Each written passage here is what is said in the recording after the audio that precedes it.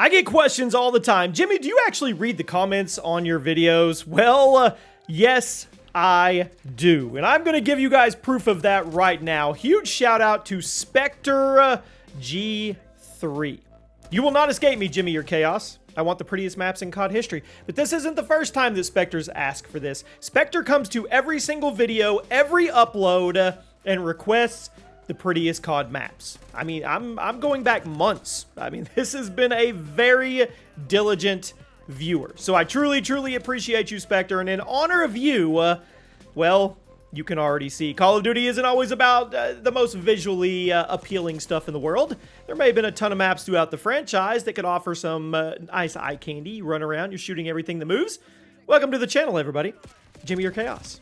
And welcome to the COD History Top 10 series. Today, we do the much requested topic of the 10 prettiest multiplayer maps in Call of Duty history. For this list, I will not be looking at how good or bad a map actually played, but rather how good it looked, how well the visuals aged.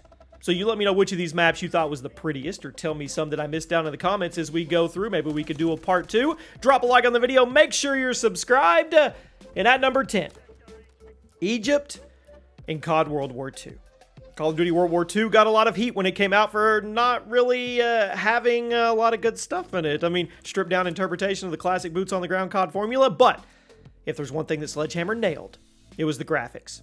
This was a very visually impressive game. And one of the maps that really showed that off was the DLC map Egypt. Released as part of the War Machine map pack, Egypt had you fighting around the legendary Pyramid of Giza. I mean, it was pretty straightforward, 3-lane design, and it made for one of the better DLC maps of the season. But what gets it on the list today is the visual spectacle. Egypt was an absolutely stunning, beautiful map. Featured gorgeous landscapes, an amazing backdrop of the pyramids, beaming sunlight. No matter what you think about COD World War II, you have to admit, this was a super pretty map. And speaking of games that weren't received that well, but still had beautiful maps, at number 9, Greece in Modern Warfare 3 2023. Now, the new Modern Warfare trilogy wasn't the best reviewed set of games in the Call of Duty franchise. We all know that, but Infinity Ward and Sledgehammer both put a ton of work into their environmental design. You have to give them kudos. Greece was released as part of Season 1. It was one of the first original maps to be put in Modern Warfare 3, since every launch map was a remake of the original Modern Warfare 2 maps. Greece takes place in, you guessed it, Greece. Features some absolutely beautiful architecture, colors, water effects. The map itself was pretty solid. It fit well next to all the classic Modern Warfare 2 maps that were in the game during Season 1. Now, the design wasn't going to stand out as an all-time best, but if you wanted some good old-fashioned eye candy in Modern Warfare 3, this is a great example of it. I've been to Greece, I've been to Santorini, and they nailed it. At number 8, Empire in Black Ops 3. Let's go back a little bit. Treyarch has had to take some creative liberties with their map remakes in Black Ops 3 in order to accommodate the advanced movement, which led to some fan-favorite maps kind of dipping in quality when they were brought over. But other maps like Raid from Black Ops 2 got an awesome reimagining in the form of Empire, which was released as part of the Descent DLC. Now, instead of taking place in someone's Hollywood mansion like the OG Black Ops 2 raid, Empire takes place in Italy, in this futuristic Roman villa, complete with gorgeous architecture, beautiful lighting, some awesome indoor areas that show off how creative Treyarch can be when all of their restrictions have been lifted.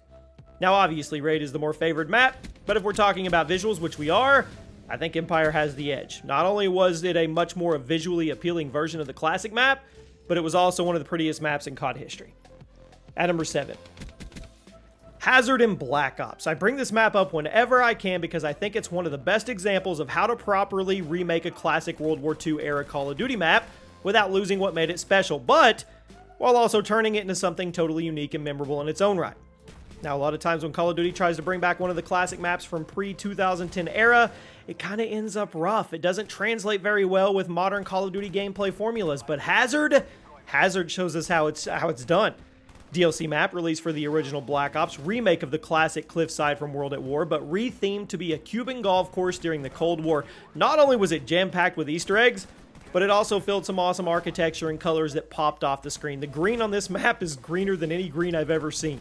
Now, for a map that was designed and developed in 2010, Hazard still looks good today. I always tip my hat to Treyarch for filling it with so many Easter eggs. It was awesome. At number 6, Seaside Sunset in Black Ops 4. Say that 3 times fast. I said not too long ago that Seaside was one of my favorite maps in BO4. I think it should actually be brought back for Black Ops 6 personally, but The Seaside variant of the map that absolutely deserves to be on today's list because of that same awesome map and same gorgeous architecture and coastal vistas with a slight alteration in the time of day and weather is this one. Instead of taking place in the middle of a sunny day, Seaside Sunset has you fighting as the sun goes down, turning the sky all orange and cloudy. It looks amazing. Various buildings around the map also start to turn their streetlights on, add some new cool shading to the experience, gives it a total unique feel and vibe from the original. It's a pretty map on its own right, but Sunset, it's breathtaking in certain areas, and I 100% stand by what I said about this map needing to be remade for Black Ops 6. A lot of people sleep on the OG maps from Black Ops 4, and I don't think it's fair because Black Ops 4 had some pretty good maps, just like this one. Now we arrive at the top 5. It's going to get really pretty, so hang on. Getaway in Modern Warfare 3 2011. Raise your hand if you remember this map. I'm willing to bet a ton of you actually forgot the map existed, or maybe you ever even knew it and never played it. DLC map exclusive. Right to face-off playlist in the original Modern Warfare 3, and it was set in Brazil right along the coastline at this cozy little beach house. You fight in and around the beach house. You take on stunning sights of the Brazilian beach, the sandy coastline, the cozy architecture of the house itself, and there was some really cool looking boats off in the distance if you managed to stay alive long enough to look at them and appreciate them. And did you know if you make your way to the garage of the house, you see a bunch of gold guns lying around like the P90, the AK-47. Whoever lived at this house was absolutely stacked. They were probably playing a lot of Spec Ops Survival in their free time. Anyway, Getaway is a gorgeous map. And I'm willing to bet only a handful of you watching this video even knew it existed. But if you did play it back in the day, I bet you loved it right now because you're getting blasted with nostalgia. And I'm going to ask you, I bet there's even fewer that remember the Finding Nemo Easter egg on the map. At number 4, Tourista in Infinite Warfare. Now, IW is never going to be the most beloved Call of Duty game of all time after that first trailer drop, and I think it's a little unfair because the game, it wasn't that bad. I know it's not everybody's cup of tea. It's definitely not mine, but I don't think it's nearly as bad as a lot of people would have you think. With that being said, I think it should be pretty uncontroversial to say there were some really cool designs in the game because of the far future setting, and Tourista is one that stuck in my head. It takes place at a spa resort on Mars. I mean, it's located in the middle of a giant alien skeleton. That's cool. So you get some awesome futuristic buildings on top of the site of a giant alien skeleton that you can run around, and you can get some classic beach views like a beautiful ocean and skyline. It's a pretty wild map. I mean, it was free for everyone for a while. You may have actually gotten some playtime on it. And on the topic of free DLC maps from 2016 Call of Duty games, we segue into number 3, Beach Bog in Modern Warfare Remastered. Now, MWR had a lot of eye candy maps, especially if you were like me and you spent a lot of time playing the original Call of Duty 4 and you had this nostalgia filter built in. Seeing all the classic 2007 maps updated for the modern consoles was a sight to behold, and when Raven Software started giving us their own interpretations of the classics, things got crazy.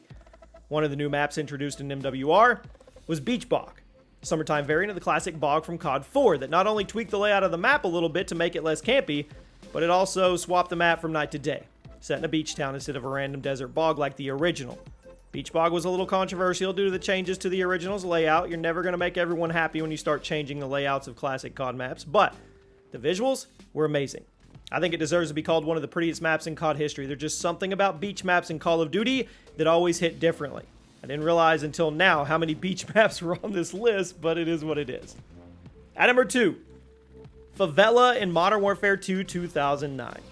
Honestly amazes me that a map this old can still look this good. I'm not even talking about the remakes that have come throughout the years. I'm talking about the original Favela from 2009 in the original Modern Warfare 2. This map was originally going to be part of Call of Duty 4, but it was cut due to time constraints, and honestly, I'm kind of glad it was because I don't think it would have turned into the classic COD map that it is today if it hadn't been for all the advancements in gameplay that happened between COD 4 and Modern Warfare 2, but that's a topic for another day. Favela takes place in Brazil, lets you run around the various streets and alleyways and even duck in and out of the buildings, which was pretty crazy for a COD game back in 2009. The colors on this map absolutely pop, and the streets were crafted so meticulously you could honestly mistake parts of it for being actual photographs of a real Brazilian favela.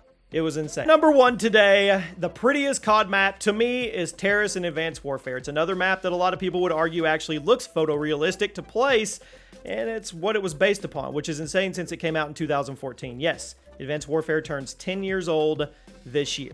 Do you feel old? I do. Now, Tourista was a launch map in AW that takes place in Greece. There's a good chance that when you think of Advanced Warfare, this is the first map you think of. It's a fan favorite not only because of how beautiful it was, but also because of what other Call of Duty maps let you boost jump on top of a bunch of Greek buildings and punch each other off the side of a cliff. None of them.